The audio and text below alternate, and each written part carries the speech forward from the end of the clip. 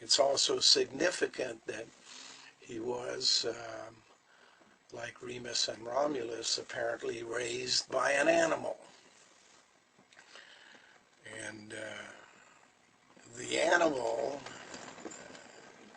is suggestive of the day back a long, long time ago, hundreds of thousands of years ago, when a division occurred in the evolutionary line of an animal, and that division then created two significant new animals,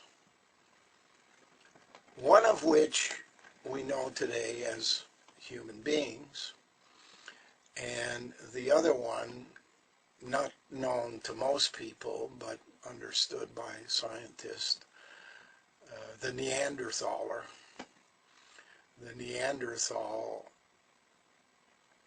animal and the human animal having had the same basic connection before the division occurred. And then the human animal continued on one path while the Neanderthaler animal went in another direction. If scientists are correct, all of this began in northeastern Africa, in an area around Eritrea, today's Eritrea, and down to what we would call Somalia, what we call Somalia today. So let me begin by saying that these two animals were not living together at the beginning, although they were living concurrently in the same general area of North Africa, and some would say north of the Mediterranean and around the Mediterranean. And of course, we're talking about a time prior to the last ice age. And for 84,000 years, if the scientists are correct, there were no men in the human animal. The mitochondrial DNA suggests that the original woman, which we will, for purposes of naming, call Lilith, was a hermaphrodite. A hermaphrodite that could, in fact, give birth of clones of herself, and did so for a period of about 84,000 years, until at about 90,000 BC,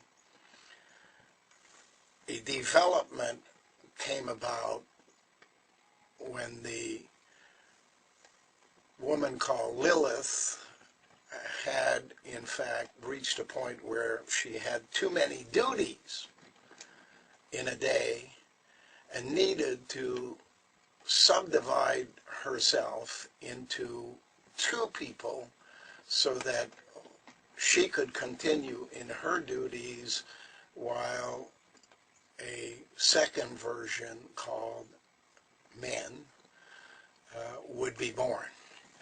And that second version would be task-oriented, and the tasks would be assigned by the Lilith person to this group of men, and that's where you began getting the division, of course, of gender and reproduction over time by sex rather than through the internal hermaphroditic way, which, by the way, is not something that is not seen quite regularly, as the flatworm can be a great example of that type of beginning. A flatworm going through the ground has little or no chance of ever coming across another flatworm along the way because of the fact that you can't even see where you're going while you're traveling through the earth. And being a hermaphrodite allowed the species to continue. And for the human species at the time of Lilith by herself, that was an important development in that animal, that she could in fact give birth by herself. But as I said, and I'm trying to make a long story short here, there came a point where a division was needed, and creation, who has all kinds of secrets from what is happening on this planet, not the least of which is the Big Bang and how it all began, and what's its intention, and was there one before, and is this a continuation of something that happened many times in the past, or is this activity something new?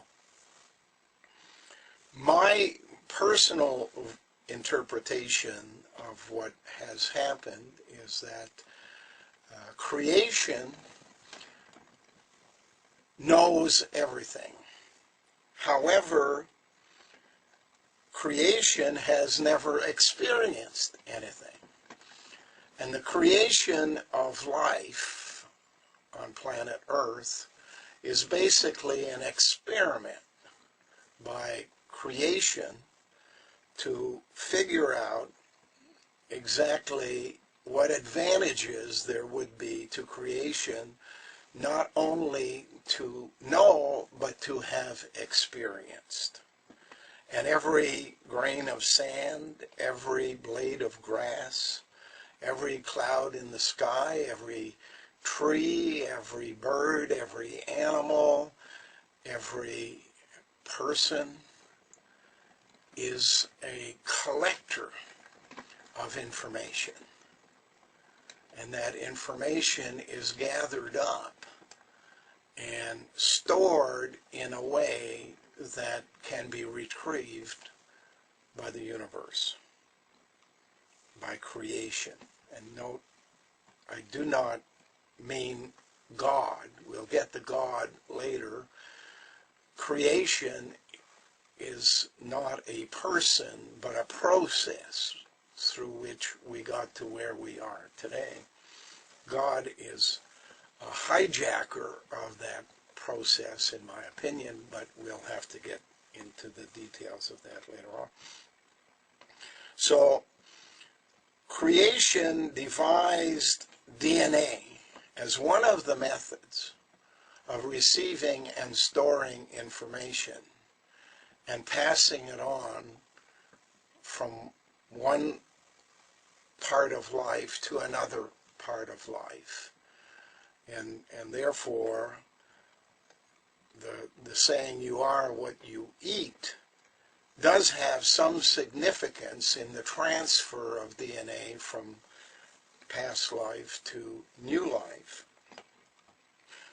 Someone dies, obviously, when they're converted back into the chemistry of what life was all about. It can be absorbed by grass, and grass can be eaten by a goat or a calf or a cow, and there is some transfer of information through that process to the secondary level, and then if someone comes along later on and eats that animal, there is again an amount of transfer into what I believe to be the gray matter in the spine of the ancient history, and the part that forms intuition rather than reason.